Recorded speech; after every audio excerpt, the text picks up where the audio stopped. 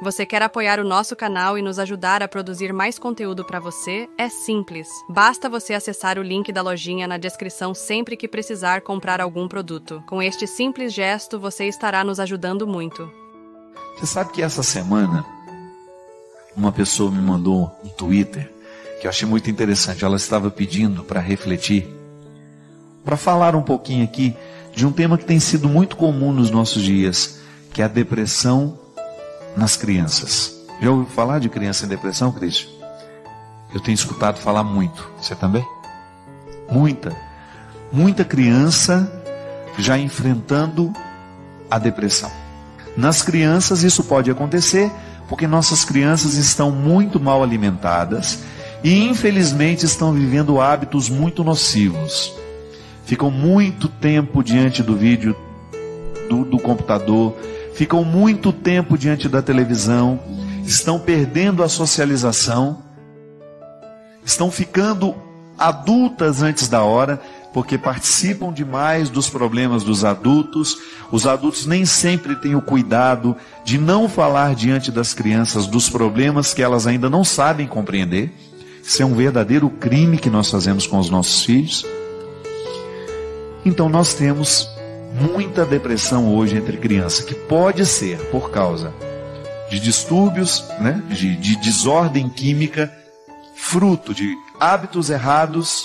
Vai dormir muito tarde, levanta muito cedo, a criança não descansa direito, não se alimenta direito, não tem uma atividade física, fica muito sentado o dia inteiro.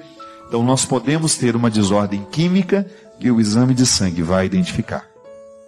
Mas nós também podemos ter um motivo afetivo, espiritual, que passam o tempo todo pelo nosso convívio, pela maneira como nós nos tratamos. E volto a dizer, muitas crianças estão expostas antes da hora a problemas que elas não sabem administrar.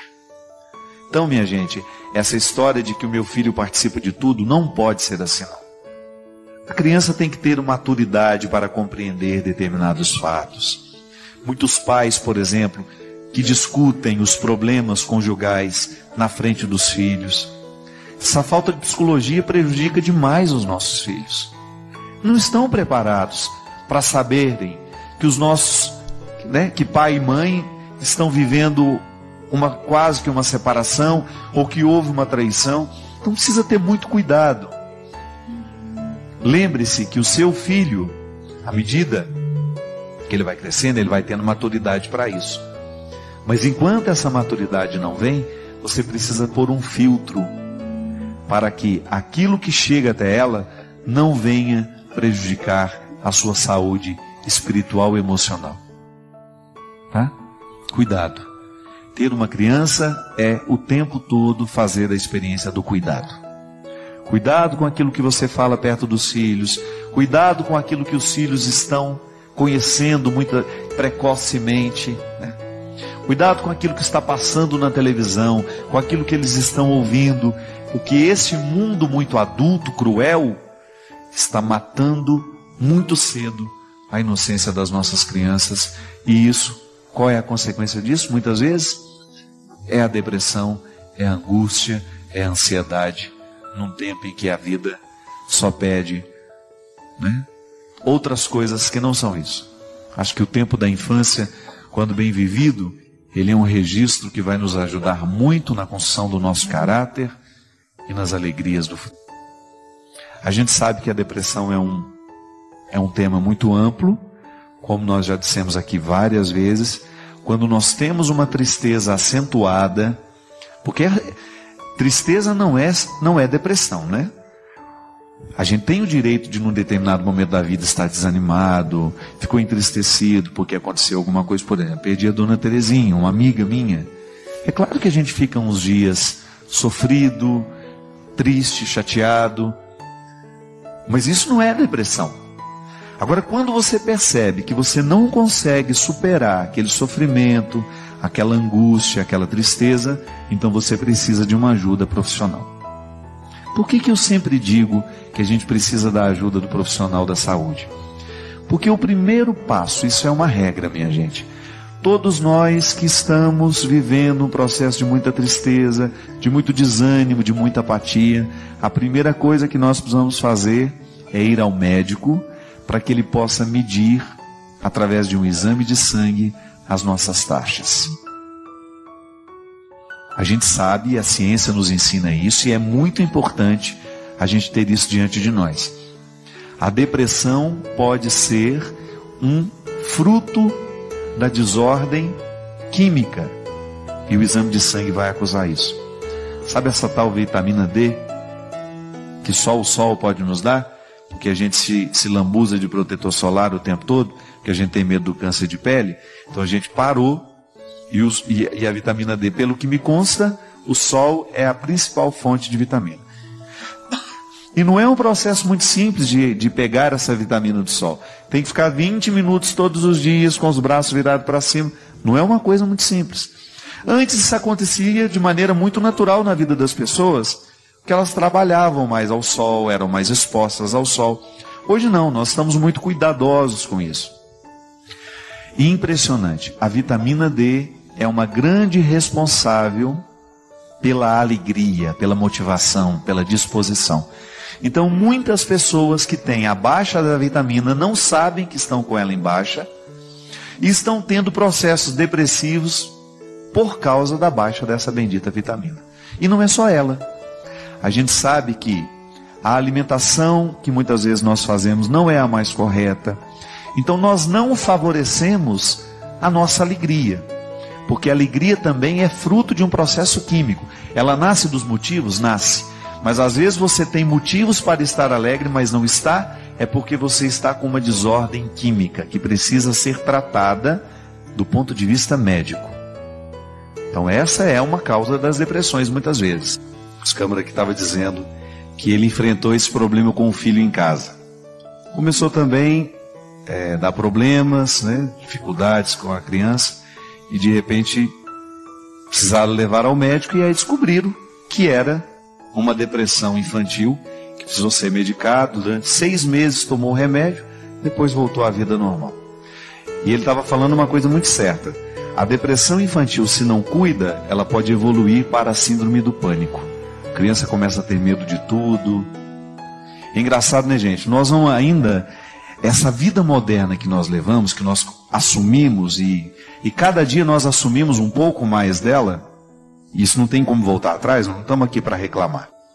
Nós só precisamos ficar atentos aos efeitos que essa vida muito corrida está provocando, está deixando em nós. Porque a gente não sabe. Nós tivemos uma mudança muito drástica no jeito de viver. Se você pegar como nós vivíamos há 15 anos atrás e como estamos vivendo hoje, uma mudança muito rápida. E essa mudança, ela é cada dia mais intensa, de maneira que nós estamos perdendo muita coisa que é importante para o ser humano e que nós estamos deixando de fazer, porque a vida moderna nos empurra para muitas atividades e a gente acaba perdendo o tempo para viver. A gente acabou de falar aqui, que a gente não tem tempo de ficar 20 minutos para tomar o sol todos os dias. Imagina que quando eu era criança, a minha mãe colocava a gente para tomar sol igual um lagarto, ficava todo dia Eu não entendia aquilo. Olha como a dona Ana era sábia já naquele tempo. A gente tinha que tomar sol todo dia de manhã. E como eu sempre gostei de ler, pegava meu livrinho, ficava lá, tomando o solzinho que ela queria que a gente tomasse, lá no passeio de casa, enquanto fazia minha leitura. Hoje é verdade, eu acabei de falar aqui para o Christian no intervalo. Tem que tomar 20 minutos de sol todo dia, eu não tenho tempo para isso. Isso é mentira. Por que eu não posso tirar 20 minutos do meu tempo para esse momento de saúde, de preocupação comigo? Mas aí no final do dia eu não dou conta de fazer tudo que tem que fazer. Acho que está na hora de nós começarmos a descobrir o que é essencial e o que é acidental na nossa vida. Porque às vezes nós gastamos boa parte do nosso tempo com aquilo que é acidental. O que é o acidental? Aquilo que a gente poderia muito bem ter deixado de fazer. E o essencial, que muitas vezes é o que determina a nossa saúde, a nossa qualidade de vida, a gente protela deixo para depois, deixo para amanhã. É aquela velha atividade física, né? Que você aí de casa está tentando começar e ficar fiel, já tem, quase 20 anos. Desejo a todos vocês que assistiram o vídeo até o final, que tenham um ótimo dia e sejam abençoados na graça de Deus Pai, em nome do Pai, do Filho e do Espírito Santo. Amém.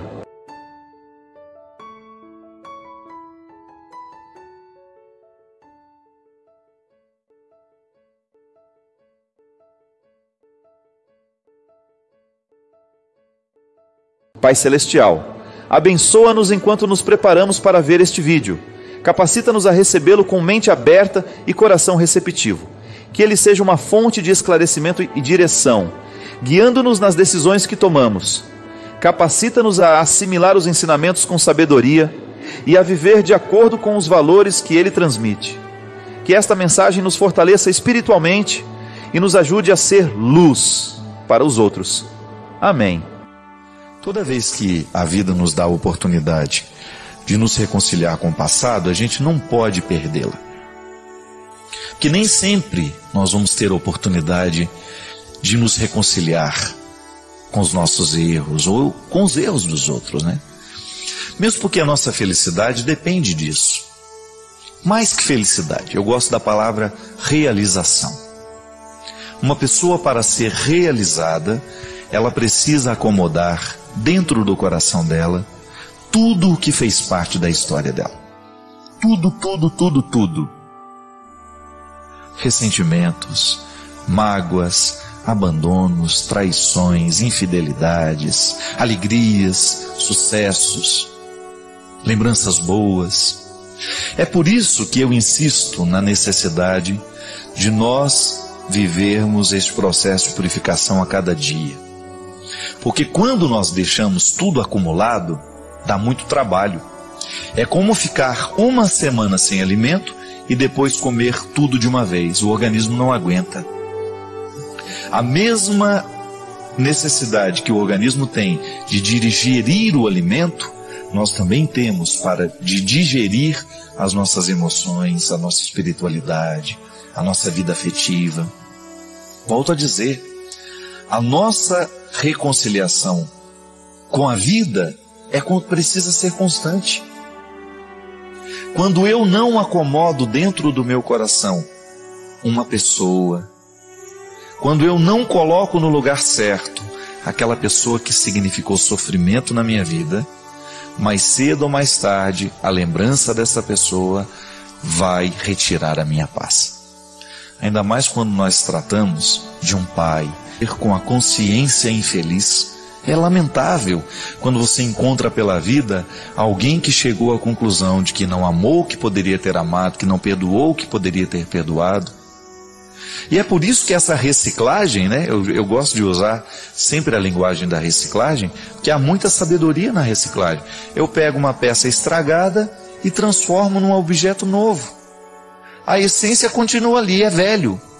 Agora, o que eu faço daquilo que é velho, a nova roupagem que eu dou para aquilo que é velho, é que nisso consiste a beleza, a arte. A mesma coisa nós precisamos fazer na nossa vida. Nós também temos os nossos desencaixes. O tempo todo, a vida me oferece peças que se encaixam, mas ela me oferece também peças que não se encaixam. E aí, às vezes, nós precisamos tirar um tempo precioso da nossa vida olhando para aquelas peças, refletindo sobre elas, para a gente poder descobrir como é que eu posso guardar isso agora dentro de mim. Porque senão, se a gente não faz esse exercício todos os dias, daqui a pouco a gente se transformou num estado confuso, num ambiente de muito lixo, de muita desordem, em que nós não nos encontramos. É lamentável quando a gente chega à conclusão de que nós não estamos nos encontrando na própria história. Por quê? Porque faltou esse cuidado, faltou esse empenho diário. Né? É um empenho de todo dia. Hoje eu preciso dar conta daquilo que me aconteceu. Existem coisas boas, existem coisas ruins, e agora? O que eu faço com tudo isso? Minha gente, guardar mágoas, guardar ressentimentos, é a mesma coisa que você jogar uma coisa suja pela sua casa limpa. Fica insuportável. Toda hora que você passa pela sala limpa, com aquela mancha daquilo que você jogou sujo, você vai ficar incomodado. Os afetos, a vida afetiva é a mesma coisa. Se você não coloca no lugar certo, se você não faz a sua reciclagem, aquilo vai ficar um incômodo na sua história. Igual aqui, tem uma senhora aqui dizendo para mim: padre, descobri que meu marido me traiu. O que eu faço? Perdoo? Existe a possibilidade de ter um filho dessa traição? O que eu vou fazer com essa história agora? Está aqui. O desafio dessa senhora. A vida não foi do jeito que ela queria. A vida não foi do jeito que ele prometeu que seria. Fidelidade, amor, parceria. O que ela vai fazer? Ela vai se matar? Não. Ela agora tem diante dela uma situação, uma peça difícil de ser encaixada. Mas veja bem, quando você olha para a história, para as pessoas que estão ao seu redor, você vai ver que isso não é um privilégio seu. Não é só você que tem dificuldades.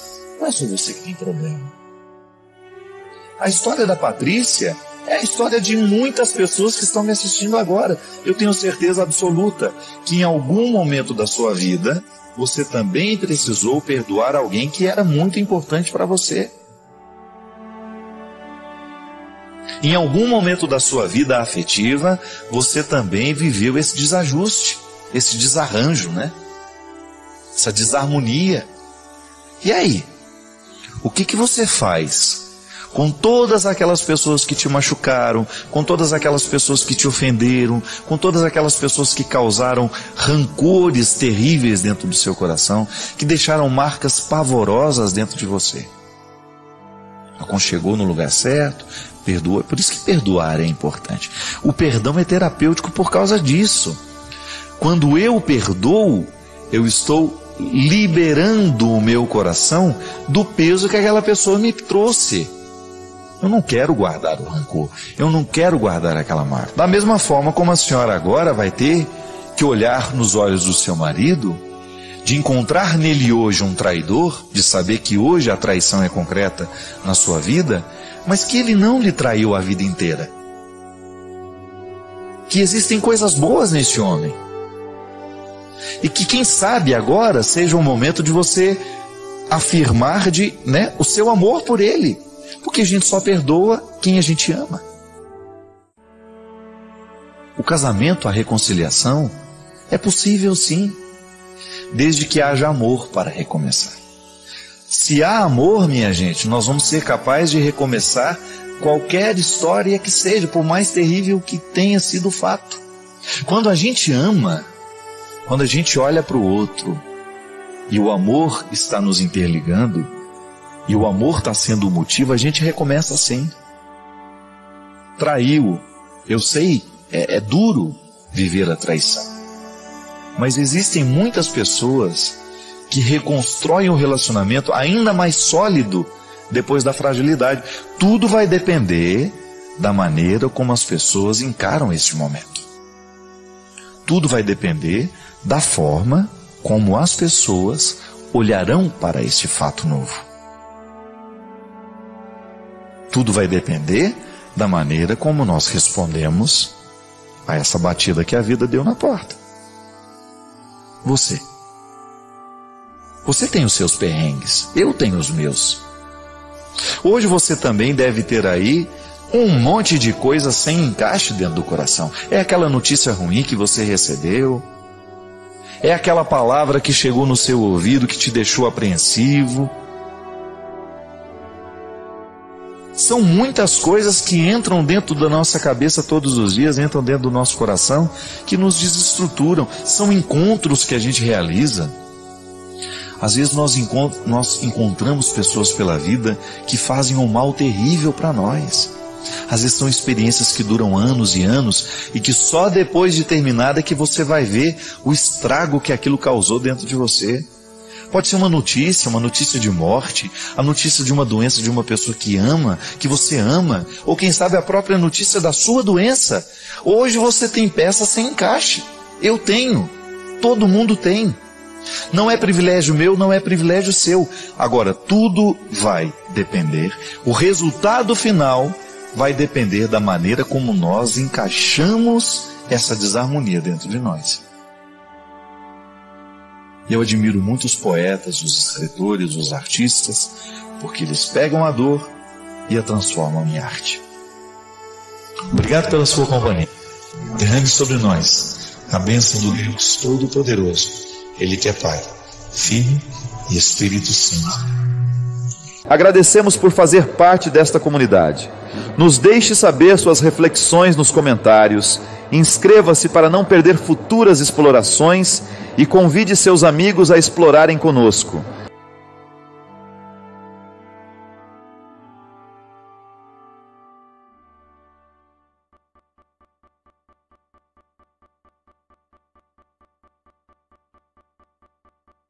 Senhor Deus Todo-Poderoso, à medida que nos preparamos para ouvir esta mensagem, pedimos Tua graça e iluminação, que ela seja uma fonte de sabedoria e inspiração, guiando-nos na jornada da vida.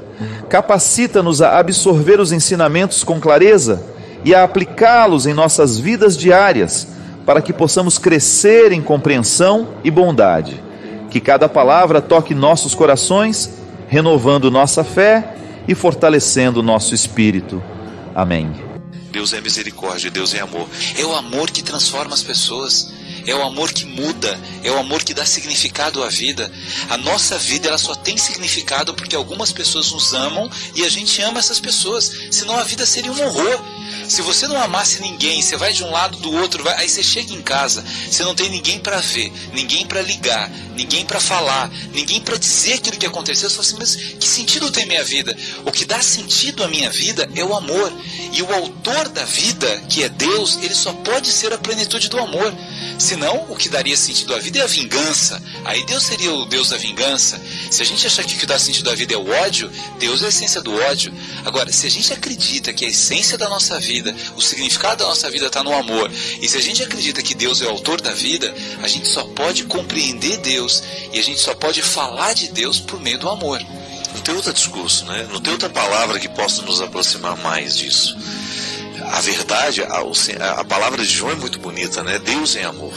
E quando Ele nos diz isso, Ele resolve todos os problemas que muitas vezes nós temos no processo da compreensão de Deus. Então fere o princípio do... E olha, às vezes a gente fala de amor, a gente precisa evocar o significado mais profundo do que a palavra nos sugere, que é o amor ágape, o amor que nos compromete, o amor que nos coloca à mesa juntos, né? Todo mundo tem fome quando está à mesa. E o objetivo de todos é saciar essa fome. E o amor perpassa o momento que nós saciamos essa fome, porque eu não quero saciar apenas a minha fome. Eu quero que o outro também sacie a sua fome.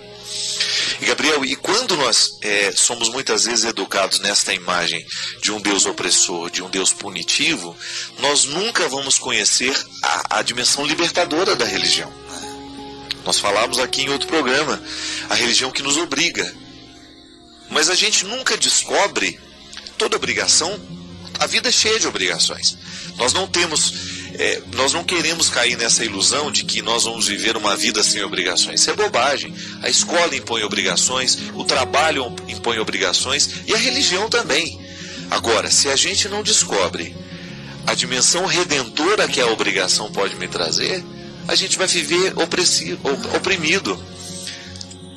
E o filósofo já dizia, né, que o ateísmo nasce no mundo justamente no momento que nós descobrimos que o Deus que nos foi anunciado é pior que nós. Aí para que acreditar nele? Para quê?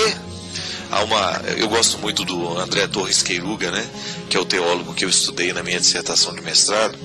Outro dia até um amigo que eu nunca vi, nunca encontrei, Jorge Formenton, ele, não sei se é assim que pronuncia o nome dele, é assim que escreve. Ele mandou um e-mail para mim falando, ô padre, ele é muito interessado, muito curioso, eu queria tanto ler um pouco de teologia, o que o senhor me sugere? Aí eu sugeri algumas obras do Queiruga, que eu sei que fariam bem, é um menino muito capacitado, muito estudioso, E aí um tempo depois ele me passou um e-mail dizendo assim: padre, eu preciso lhe agradecer, porque o senhor não tem ideia do quanto que a teologia do Queiruga me fez bem. Me fez bem porque me ajudou a reconstruir a imagem de Deus dentro de mim, porque essa é o grande papel do bom teólogo, né? Aquela teologia que reconstrói. De repente a gente foi vítima de uma teologia caricata, né? Onde ensinou um Deus a partir dos moldes da opressão, do pessimismo. E aí ele estava, parece que respirando mais leve, né? Porque descobriu que Deus é amor. A teologia de Queiruga não fala outra coisa. Mas ele não ensina uma teologia descomprometida com a realidade. Esse amor que a gente reconhece em Deus, nós temos que responder imediatamente ao amor que a gente tem aos outros, ao respeito que a gente precisa ter à ecologia. O Queiruga escreve, faz teologia pensando no todo da vida. No amor ao próximo, no amor ao cosmos, no amor à ética, no amor à verdade, no amor à beleza.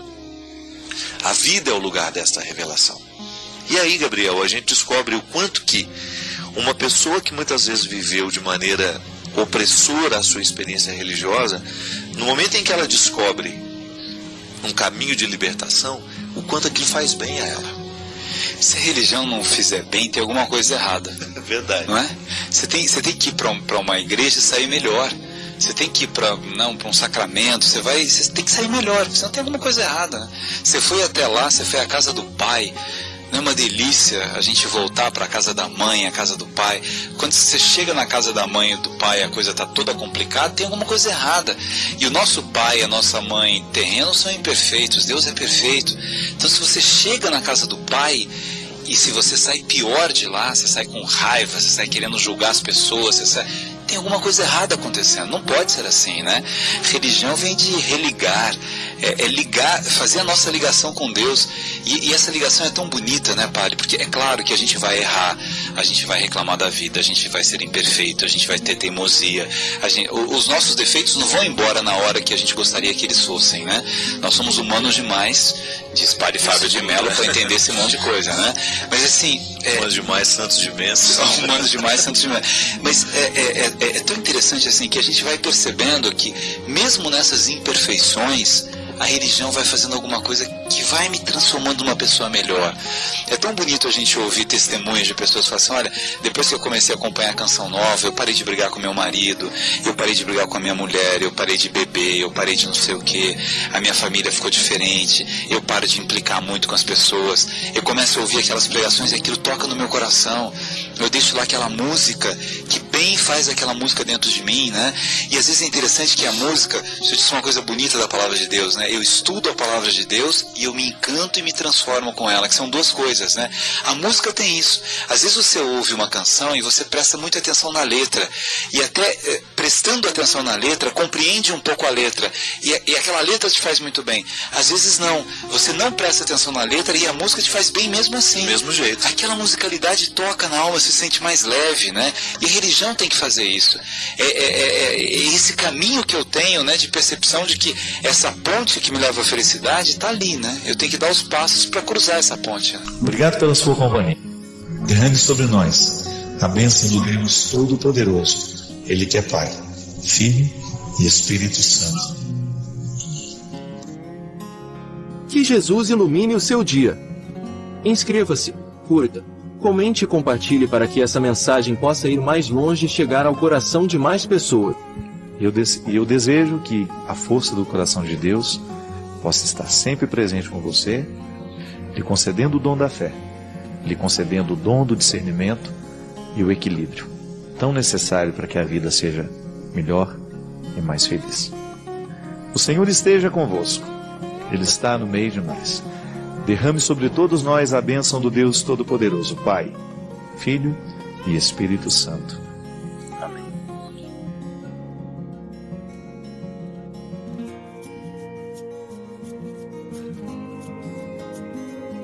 Agradeço por compartilhar este momento de reflexão. Deixe seu comentário abaixo e compartilhe suas próprias experiências. Não se esqueça de se inscrever para mais inspiração e convidar outros a fazerem o mesmo.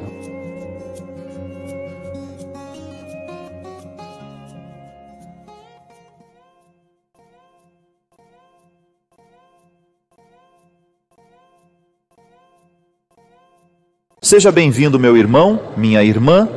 Espero que este vídeo seja de grande ajuda para você no dia de hoje. Não se esqueça de se inscrever no canal, deixar o seu like e compartilhar o vídeo com seus amigos. Deixo também o convite para você se inscrever em nosso grupo do WhatsApp e receber todos os nossos vídeos por lá. O link para nosso grupo está na descrição deste vídeo. Que a paz do nosso Senhor esteja convosco. Amém. Bem-vindos a mais um vídeo no canal Deus no Coração. Que essa mensagem possa transformar a sua vida, que Deus lhe abençoe sempre, e jamais perca a fé em Deus, que o milagre irá acontecer. Eu não sei o que hoje você tem como realidade que precisa ser curada. O que eu sei é que todos nós sempre precisamos ser curados.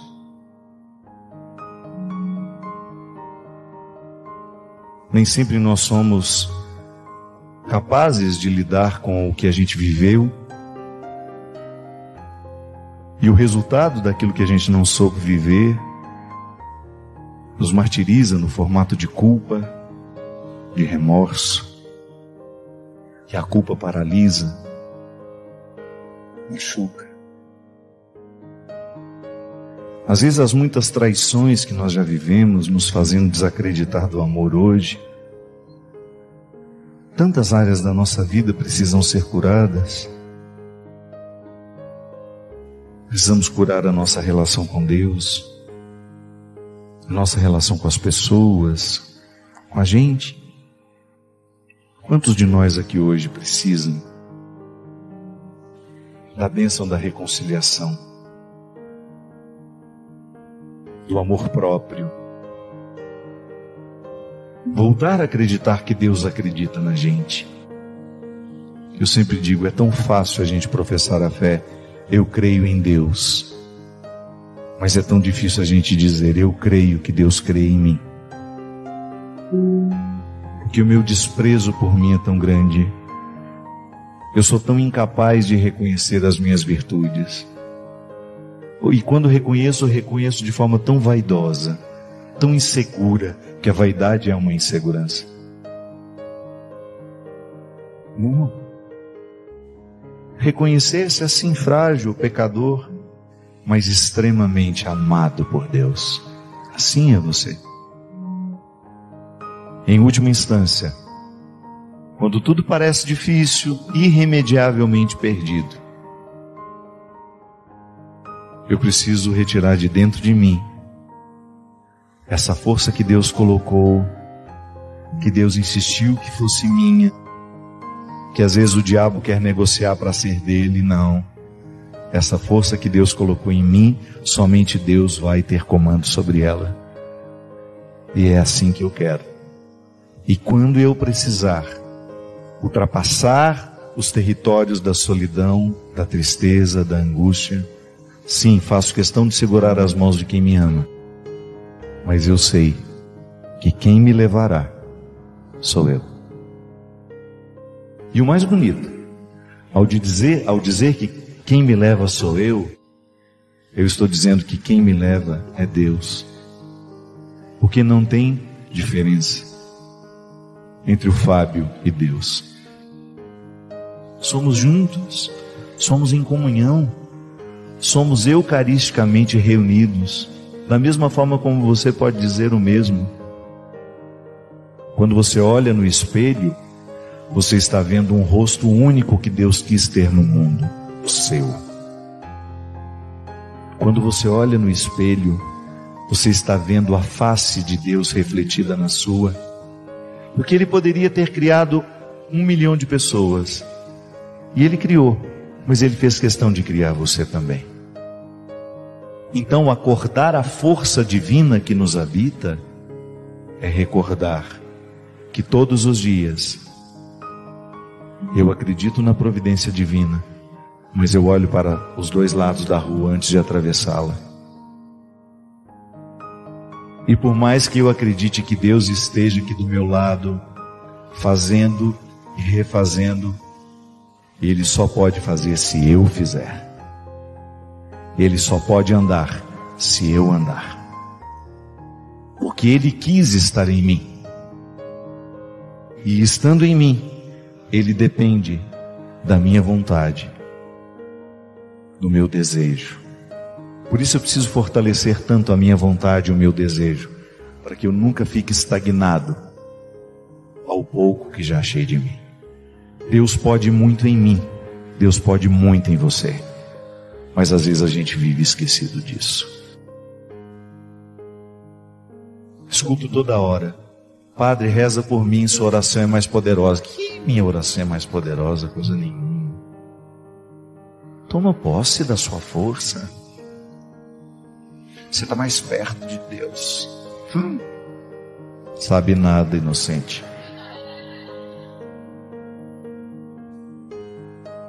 A gente se deprecia demais, não é verdade? Quantas vezes você comparou a sua fé com a dos outros e você se achou um nada? Pelo amor de Deus, Deus caprichou em você, deixou uma capacidade enorme. Porque ainda não acordou, ainda não despertou, vai morrer assim, sem saber quem Deus fez em você? Não. Toda vez que a batalha vier, prossiga. Toda vez que as dificuldades vierem, prossiga.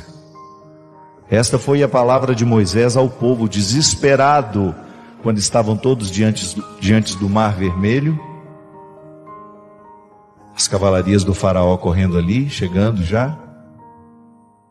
E o povo pergunta: Moisés, o que seu Deus manda nós fazermos agora? Moisés fica apavorado, que também não sabia. Se reúne um pouquinho lá a sós com o Senhor. E o que ele escuta dele? Diga ao povo que caminhe, Moisés. Deus não deu a garantia da facilidade. Seria tão mais bonito nesse falar: não, manda o povo caminhar que eu vou abrir o mar. Ele falou isso? Não. Ele não falou que iria abrir o mar. Ele só falou: diga ao povo que caminhe. E o povo caminhou. E quando pôs os pés na água, sem saber o que ia fazer, o milagre aconteceu. É assim. A força de Deus passa o tempo todo pela nossa força. É a maior riqueza que nós podemos ter na vida. É estar diante de alguém que nos permita a verdade. Que nos permita a verdade, pessoal. É tão difícil, né? É tão difícil alguém que tolere a nossa verdade. Nós estamos tão acostumados a ficar maquiados e mascarados para que o outro dê conta da gente. Ou para que você seja minimamente aceito, você faz tantas concessões. Mas de repente isso cansa. E eu acredito que o tempo vai fazendo isso com a gente. O tempo vai retirando aquilo que para nós antes era mais fácil. Você vai ver. Na juventude é muito mais fácil a gente fingir que gosta, a gente fingir que quer, a gente fingir que está bem. Depois, à medida que o tempo vai passando, eu tenho uma sensação de que a nossa verdade, que está lá no interior, ela vai aflorando, ela vai ficando cada vez mais à flor da pele, e aí você não tem como esconder. Você não tem como esconder. Eu sou isso. E é tão bom quando você, na oportunidade de ser só quem você é, você olha do outro lado da mesa e você percebe que existe reciprocidade. Ah, como é bom.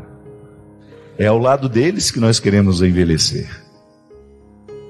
Só queremos ficar com quem exatamente nos permite ser quem somos.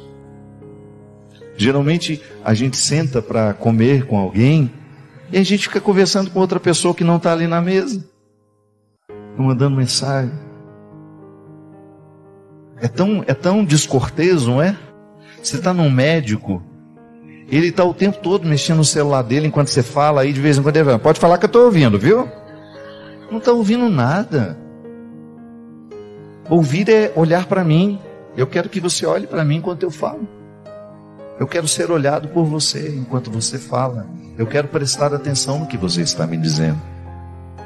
Quando seu filho vive diante de você, tente decorar todos os detalhes dele. quando as pessoas que você ama estão com você, tente viver cada detalhe do que está sendo proposto. Acho que são perguntas que nem é o outro que nos faz, é a gente mesmo. A grande dificuldade de você saber onde é que é justo você gastar o seu sangue, o seu tempo, a sua vida, ao lado de quem? Com quem? Com quem dividir esse tempo que nos resta? E depois chega um momento em que a gente tem um marco e a gente chega à conclusão de que a gente tem mais passado do que tem de futuro pela frente. E a maneira mais inteligente é a gente entender que hoje eu escolho viver, com quem eu escolho viver, onde é que eu quero estar nos próximos anos, ao lado de quem, fazendo o quê? Fazendo o quê e com quem? Eu sei que todos nós precisamos ser curados para que a gente volte a se interpretar assim. É isso que eu quero pedir. Que todos os nossos corações hoje recebam a bênção do amor próprio, da autoconfiança, da coragem, para que Deus continue tendo a nossa vida como lugar de sua manifestação. Leve Deus por onde você for, do seu jeito, com a sua voz. Leve Deus ao seu trabalho. Permita que Deus fale com a sua equipe através de você. Vai desarmando as armas do mundo por onde você for. Vai consertando o mundo em toda e qualquer oportunidade que você tiver de consertar. A começar pelas suas relações. Onde houver injustiça, destrua na raiz aquela injustiça. Onde houver rancor, onde houver mágoa, transforme tudo aquilo com a sua capacidade de amar, que Deus deixou em você. Vai pelo mundo. Vai transformando as estruturas por onde você passar. Nós somos todos necessitados dos rituais que nos purgam, não é verdade? Todos nós. Em algum momento da vida a gente precisa encontrar um lugar onde a gente possa aliviar o que nos pesa, o que nos amedronta. A religião nos oferece isso. A religião nos oferece muitas e muitas oportunidades de fazer com que a gente possa purificar o que está nos pesando, o que está nos amargurando. A gente reza, a gente encontra outras pessoas, a gente canta, a gente louva. Mas nós precisamos de outros rituais além dos religiosos. Aliás, existem pessoas que não conseguem nem viver dentro das religiões o processo da purificação, tem mais facilidade de viver em outras situações. Quando nós estamos à mesa, por exemplo, eu sempre digo, muito mais do que matar a fome do corpo, o que nós precisamos é matar a fome que nós temos uns dos outros. É a oportunidade que a gente tem de sentir com o outro, de viver com o outro, de aliviar a nossa angústia, a nossa dor, porque aquele que está diante de nós nos proporciona isso. As religiões deveriam nos ensinar a consciência do momento presente. As religiões orientais são muito atentas a isso. Lamentavelmente, o nosso cristianismo ocidental, ele é muito disperso. Nós não temos muito o hábito do silêncio nas nossas missas. A gente sempre preenche com alguma coisa, A gente não suporta o silêncio. Se a gente sai, se de repente se estabelece um silêncio entre nós, dá um desconforto, e a gente tem que preencher com alguma coisa, ainda que seja fútil. Quando na verdade, o silêncio também é um estado de presença e também é uma comunicação. estar atento àquilo que você está vivendo. Sabe que um dos maiores prejuízos que nós temos como humanidade, isso foi sendo construído aos poucos, não somos por acaso, não ficamos assim da noite para o dia. Depois das muitas revoluções industriais, e aquela principal que aconteceu na Inglaterra, quando nós modificamos a nossa maneira de produzir o que nós consumimos, quando a produção deixou de ser artesanal e passou a ser em série, nós fomos crescendo cada vez mais e multiplicando gerações de pessoas ansiosas. A gente não tem mais paciência de esperar nada. A produção em série acelerou todo mundo. Os nossos resultados são muito rápidos, tudo muito rápido. E a ansiedade é justamente esse sentimento que me priva de estar aqui onde eu estou. Ou eu estou muito no passado, lamentando ou sofrendo pelo que acabou, ou eu estou no futuro, tentando ter um controle da vida que eu nem sei se vou viver. Quando, na verdade, o momento presente é a única realidade que de fato temos. Mas é isso. A gente ter a oportunidade de saber. Olho para o passado, olho para o futuro e preciso ter esse entendimento. Onde é que eu quero estar? E outra, e ter coragem também de viver esse tribunal diário. Às vezes a gente fica pensando que o tribunal definitivo após a nossa morte. Não. É interessante vivê-lo todos os dias. Todos os dias a gente precisa erguer esse tribunal, e nele nós somos réus, juízes, promotores, advogado de defesa. Todos os papéis a gente vive. Em última instância, quem nos dá a condenação não é o outro. Somos nós. Eu acho que essa é a pergunta que Deus vai nos fazer. Valeu a pena ser quem você é? Valeu a pena ser quem você foi? Se alguém pudesse pegar você pela mão, fala, eu vou te dar direito de ir a um lugar e encontrar alguém que você tenha a oportunidade de ser quem você é. Às vezes nós damos sorte de ter isso dentro de casa.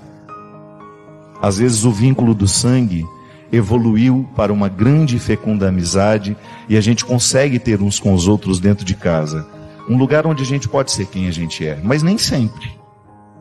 O vínculo sanguíneo não é garantia de intimidade, infelizmente. Mas aí Deus vai nos dando a oportunidade de sermos uns dos outros através do vínculo da amizade, que na minha modesta opinião é o vínculo mais aprimorado do amor.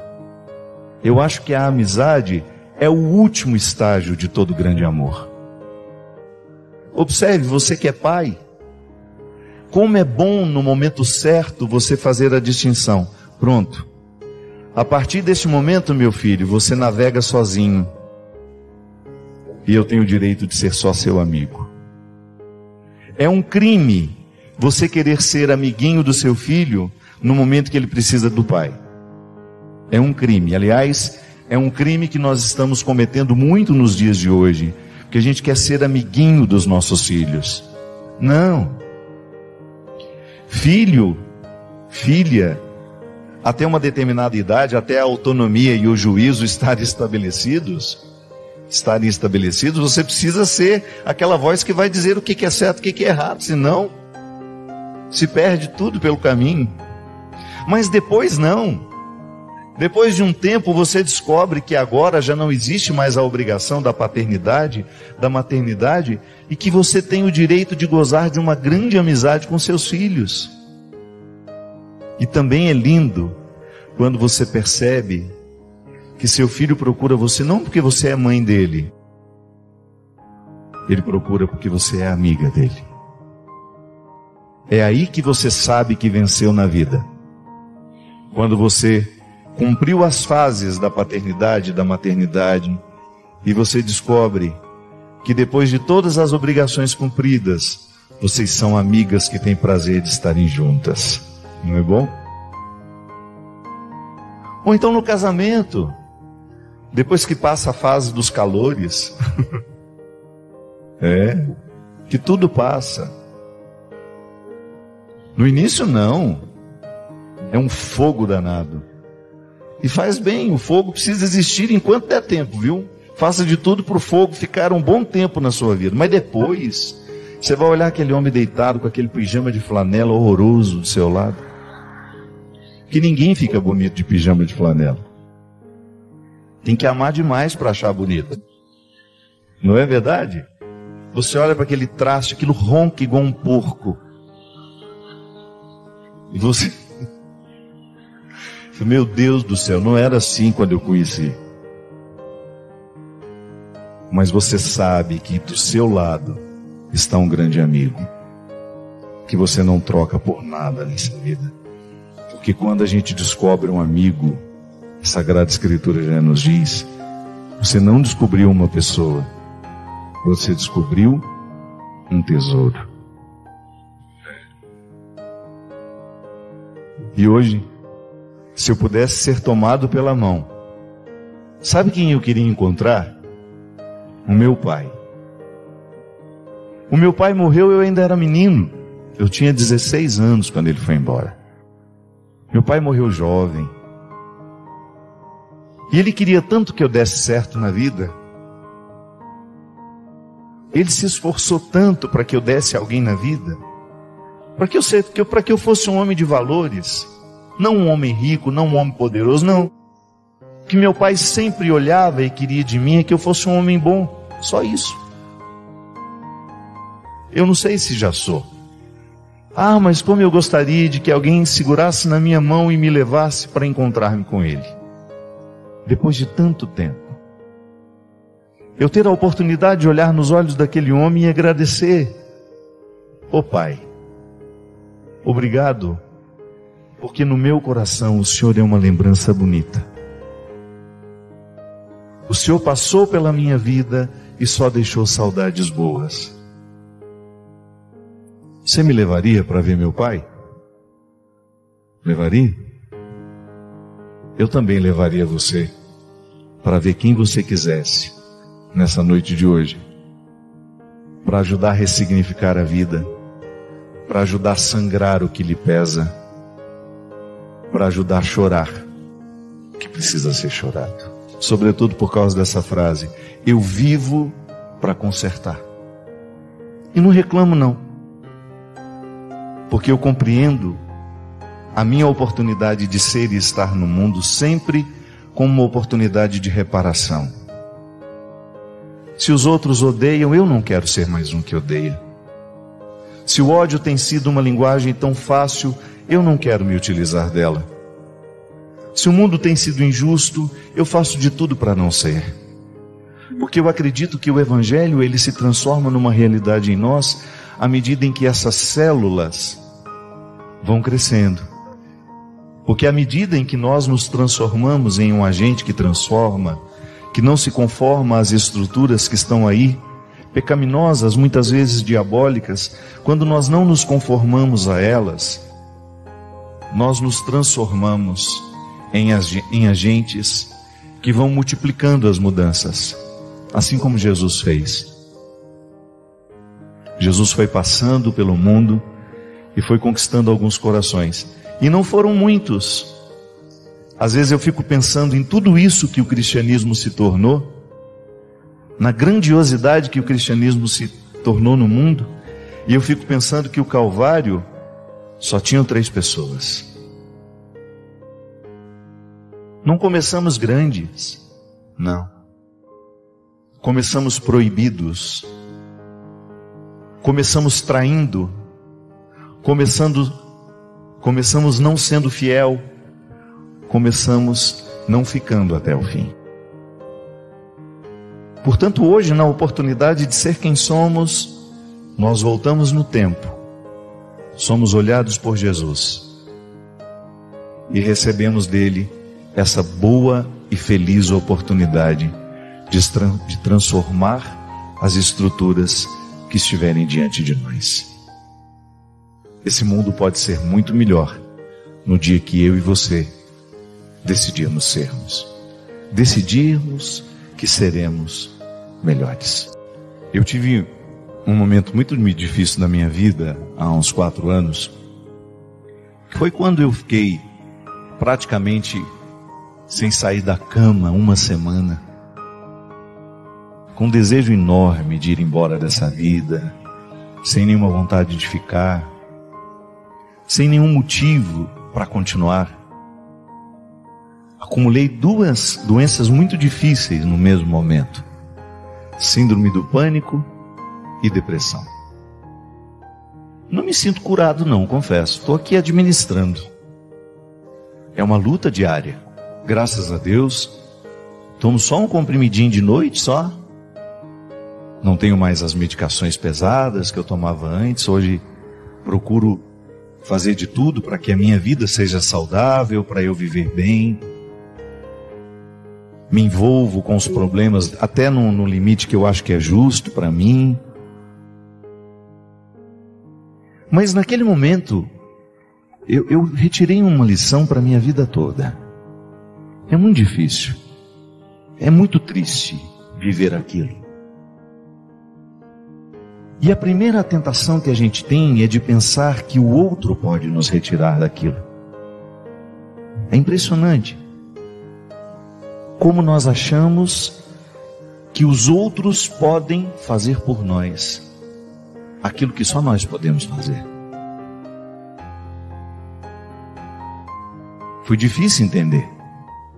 Foi muito difícil perceber que eu teria que passar aquilo. E por mais que as pessoas estivessem do meu lado, segurando as minhas mãos, sozinho eu teria de atravessar aquele mar. É como morrer, minha gente. Por mais que alguém esteja segurando a nossa mão, vamos morrer sozinhos. A morte é extremamente solitária. Da mesma forma como nascer também é solitário. Alguém ajuda, a parteira ou o médico, mas nascer pelo processo natural é extremamente doloroso para a mãe e para o filho. A gente é literalmente expulso de dentro de um lugar extremamente agradável, que não nos falta nada. De vez em quando o desespero vem, é saudade do útero. Alguns processos são extremamente solitários. E não é que o outro não possa ou não queira, é limite. É um limite que se estabelece. Este caminho é meu. E por mais que alguém esteja segurando aqui do lado, quem fará são os meus passos. O Senhor esteja convosco. Por intercessão da bem-aventurada Virgem Maria, desça sobre nós, sobre os nossos corações, sobre as nossas famílias. Obrigado por se juntar a nós nesta busca pelo conhecimento e pela fé. Compartilhe suas reflexões na seção de comentários, inscreva-se para mais jornadas e convide outros a se juntarem a esta aventura.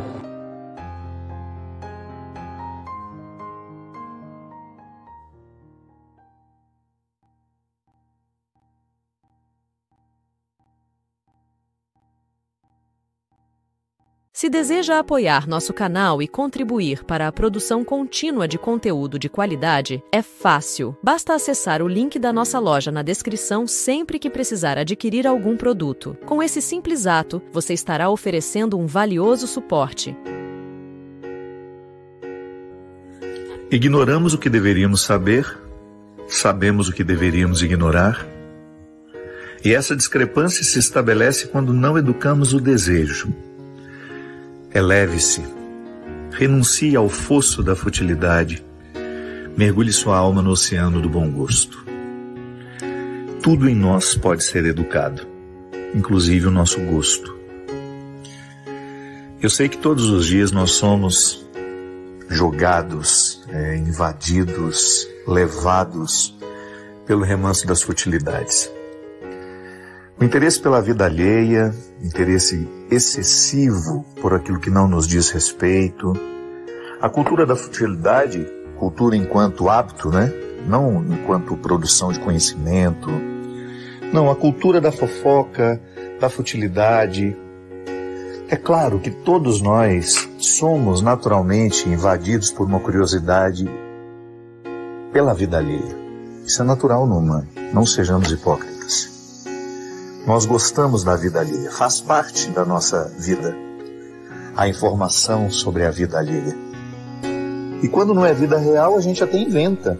Por isso que esse grande sucesso das novelas, dos filmes, das séries, das ficções, a gente gosta de saber, a gente gosta de se entreter com os outros. E não há nenhum problema em a gente ter essa dose diária. Seja através de um filme que você vê, um documentário, para você se informar sobre determinada personagem, sobre uma pessoa histórica que você gostaria de entender mais. Enfim, existe uma vasta produção para isso. Mas a gente sabe que também existe no dia a dia aquilo que há de mais rasteiro, né? Sendo muitas vezes considerado como importante. Aí é aquela velha história, é o texto que eu escrevi. Muitas coisas que nós deveríamos saber, inclusive sobre nós mesmos, nós ignoramos.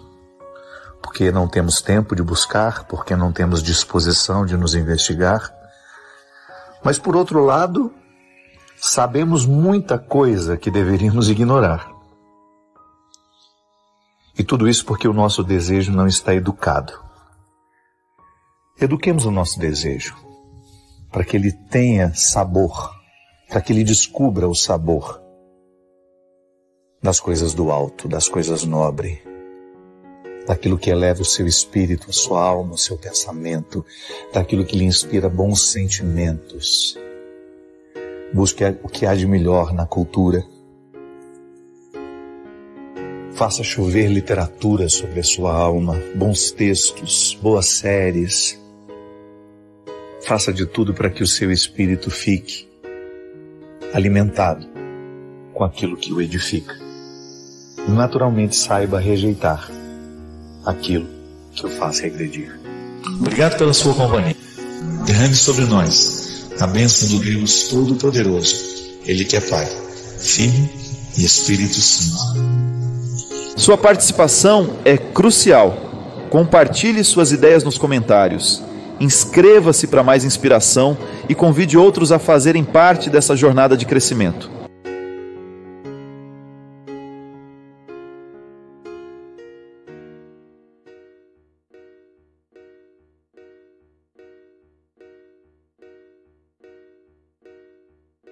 Em cada pensamento, que a busca pela compreensão e paz nos guie, revelando a beleza intrínseca da existência. É assim que a gente dá conta da vida. À medida em que nós articulamos e convocamos os nossos dons, as nossas possibilidades e colocamos tudo isso ao nosso favor. Porque ninguém gosta de sentir-se inútil. Às vezes nós vamos ficando entristecidos, nós vamos ficando rudes, como se houvesse um rancor, não é verdade?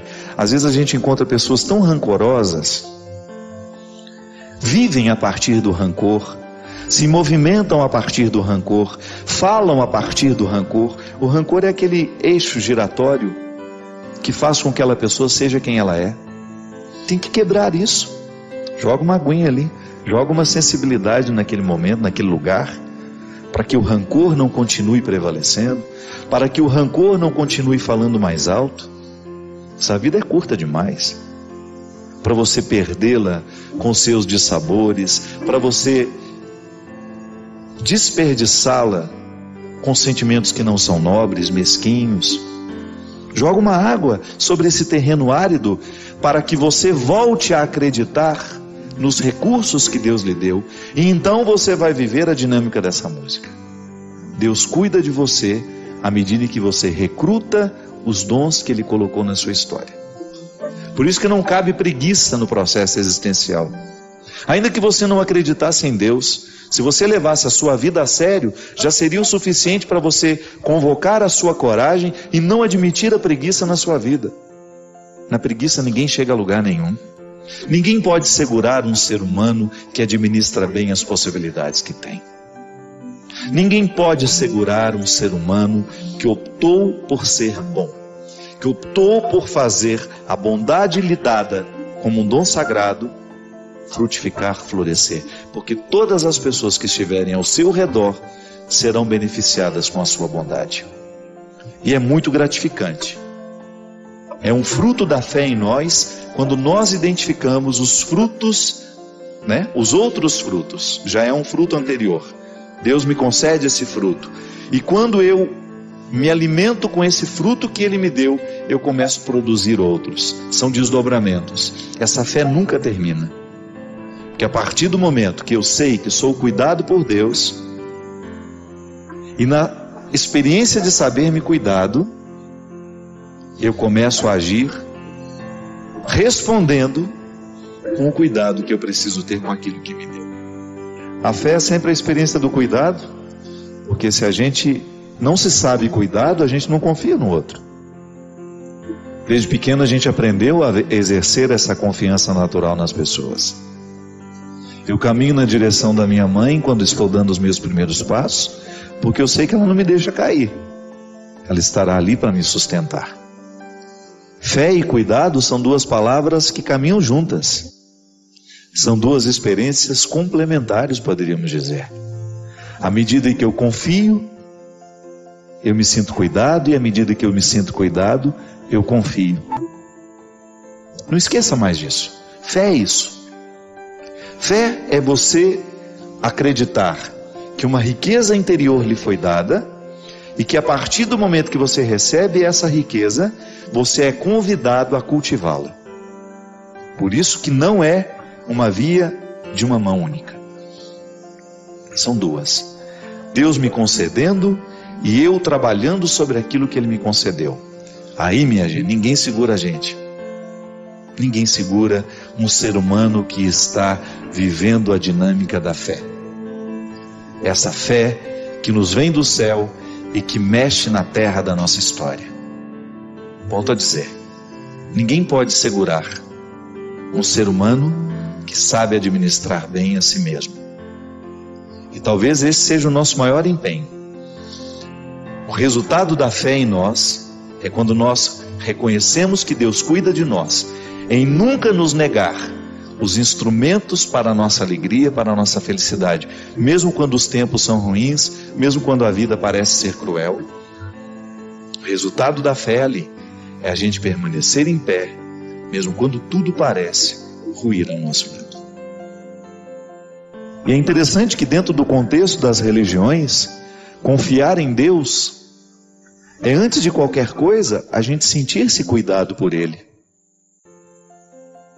Eu, na minha experiência de fé, sei que Deus cuida de mim. Me supre de todas as minhas necessidades como pessoa. Por quê? Porque Ele é a origem de todos os meus dons. É como se Ele fosse um grande presente que eu recebi, que é tão grande, que não cabe dentro de nenhuma gaiola, de nenhuma caixa. Então eu vivo para desvendar o presente que Deus me dá diariamente através da minha vida. E aí, nós estamos vivendo a dimensão mais profunda do processo de fé, que é justamente você sentir que Deus transforma a sua maneira de se enxergar, Deus transforma a sua maneira de enxergar o outro, Deus modifica a maneira como você olha para o mundo. Você se recebeu de Deus, ainda que você tenha todo o código genético da sua mãe, do seu pai, você tem uma herança genética, tudo isso lhe foi dado por Deus. É bonito a gente confiar nessa providência que antecede todo o movimento humano, porque você salvaguarda a graça de Deus e ao mesmo tempo não despreza o esforço humano, porque eu não fiz nenhum esforço para receber o que eu recebi, mas por outro lado eu fiz esforços para que eu pudesse desenvolver aquilo que eu recebi. Não é assim na sua vida? Aí você identifica que não somos todos iguais. Eu cá estou vivendo os meus conflitos, os meus desafios, para poder permanecer em pé, para continuar acreditando como eu acredito, mas eu preciso recrutar diariamente os meus recursos humanos, olhando para eles como dons divinos que me fazem prosseguir no caminho, para não desistir, para não perder o amor pela vida, para não perder o elan vital. É assim É assim que faz. Não é nenhuma resposta mágica, não é nenhuma receita mágica. Mas se você quiser dar significado aos seus dias e viver a sua vida com um pouco mais de leveza, você terá de recrutar todos os dons que Deus lhe deu diariamente. De nada adianta Deus lhe dar um dom, lhe conceder uma vocação, isso é, um chamado, uma voz interior que conclama todos os seus recursos humanos, se você não se colocar a caminho na realização, ou até mesmo na identificação desses recursos que lhe foram dados. São esses recursos que nos sustentam existencialmente. As possibilidades são muitas. Um ser humano nunca esgota todas as suas possibilidades, tamanha a riqueza que ele recebeu. Eu, você, nós ainda não chegamos nem na metade do conhecimento de tudo aquilo que nós podemos como gente. É isso que nos sustenta, é isso que faz a existência ser suportável, porque existir não é fácil. Sentir esse corte existencial diariamente, a nos doer, a nos desafiar, por quê? O desconforto faz parte do processo. Ainda agora, há pouco tempo, lá em Teresina, tive a oportunidade de conhecer a Renê, uma mulher que perdeu o filho num desastre aéreo. E naquele mesmo acidente morreu o sobrinho dela. Era o filho único dessa mulher. Ela me abraçou ali naquele momento, ela chorava tanto, e ao mesmo tempo que ela chorava, ela interrompia aquele choro de repente e começava a falar tudo aquilo que estava pesado no coração dela, e ela se denunciava, sabe? Ela dizia: eu não consigo perdoar a Deus pelo que aconteceu, eu não consigo perdoar a vida pelo que aconteceu, eu estou me sentindo no prejuízo, eu só tinha um filho, por que Deus me arrancou esse filho? Isso acontece quando a vida nos dá um golpe assim, que a gente não tem explicação para esses golpes. Eu posso até recrutar os recursos da minha fé para me ajudar a conseguir ficar em pé, mas não me responde. Minha gente, a religião que se pretende a ser honesta, ela não dá respostas mágicas para ninguém, porque a fé não é uma resposta mágica. A fé é como se fosse um esqueleto, sabe? Que a gente tem que encher de carnes humanas, de significados humanos, para a gente continuar em pé. O esqueleto nos foi dado por Deus, é Ele que nos põe em pé. Agora os recheios são humanos, e ela queria arrancar de qualquer maneira uma resposta minha. E é claro que eu não ousei dar nenhuma resposta pronta para ela. Ali naquele momento, aquela mulher recrutava dentro dela, ela estava expondo tudo aquilo que era desassossego, desarmonioso, sabe? Aquela falta de harmonia interior que colocava aquela mulher com um coração duro naquela hora. Porque a fé consiste em reconhecer um cuidado que antecede todos os meus esforços. Deus continua me dando a capacidade de perdoar, por mais duro que tenha se tornado o seu coração, porque às vezes acontece. Às vezes acontece. A vida vai sendo cruel com a gente, as coisas ruins vão acontecendo, o coração da gente vai ficando duro, a gente vai perdendo a capacidade de amar o outro. Isso não é um problema só seu, não. É um problema meu, é um problema do Christian, é um problema de toda essa equipe que trabalha aqui. É um problema dos homens mais santos da história. É um problema que está presente nos corações mais bem intencionados. Não se sinta pior do que nós, ou não se sinta pior que os outros por causa disso. Coração duro existe em todo lugar, ainda que ali exista muita gente santa, corações duros estarão ali. E ali naquele momento, eu sentia que por mais que aquela mulher desafiasse Deus, o esqueleto da fé estava ali nela. O que faltavam eram os enxertos humanos. Porque a vida daquela mulher estava realmente muito pobre. A casa daquela mulher estava muito pobre. Por onde andava o menino que tanto deu alegria a ela? Todos os significados daquele filho na vida dela foram ceifadas com um avião que caiu. E caiu também o mundo. Caiu também todo o contexto que sustentava os significados daquela mulher.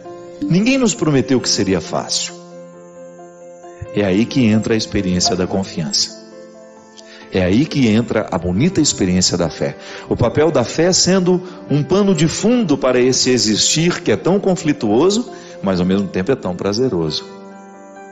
Eu confio, porque eu me sinto, me experimento, cuidado por uma força superior,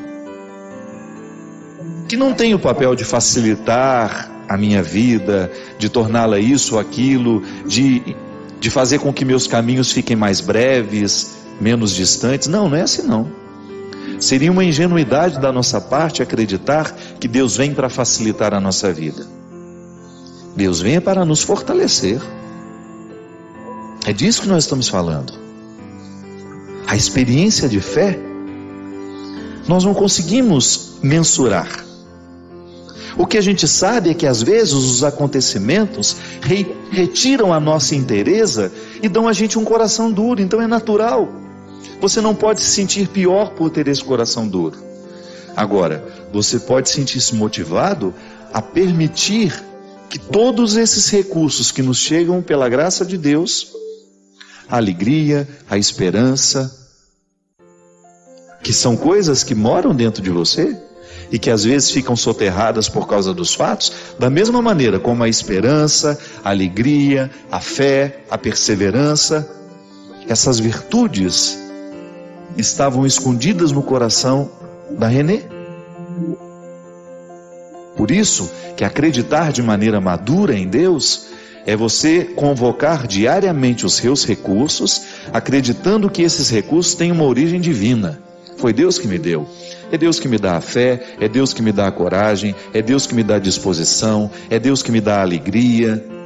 E você pode enumerar todos os elementos que fazem a vida da gente ser mais interessante, valer a pena. Porque às vezes a gente não sabe administrar as coisas ruins que nos acontecem. É como aquela mulher que perdeu um filho, é como aquela mulher que perdeu o marido e perdeu o chão da sua vida. Só que aí você coloca uma origem sagrada em tudo isso. Então a minha coragem não nasce de mim. Ela pode até brotar em mim, mas ela tem uma outra origem. Ela vem de Deus. Está vendo a diferença? Como a preposição, a teologia mora nas preposições. É de Deus em mim. É uma força de Deus em mim. Até quando eu vou perdoar alguém, se eu já estou arrependido, é porque a graça de Deus já me fez reconhecer o meu erro. Eu por mim mesmo, minha gente, marcado pelo pecado como sou. Você, marcado pelo pecado como você é. Você teria uma dificuldade imensa de reconhecer por você mesmo que você errou, que você pecou. E o que acontece para a gente? O que a gente pode fazer para recrutar isso de volta? É igual uma semente que está numa terra árida. Precisamos aguar, precisamos cultivar. Aí é a hora dos amigos, das pessoas que estão ao redor, do padre, do pastor, do monge, daquela pessoa que a gente sabe que é espiritualizada, que pode até não pertencer a nenhuma religião, mas tem uma presença de Deus tão grande no coração que uma palavra que diz faz diferença para quem escuta. Onde a gente menos espera, as sementes do verbo estão sendo germinadas, a presença de Jesus, ainda que de maneira oculta, sem ser revelada, sem esse nome ser dito, está acontecendo lá. Ou você acha que Jesus fica privado com os muros das igrejas?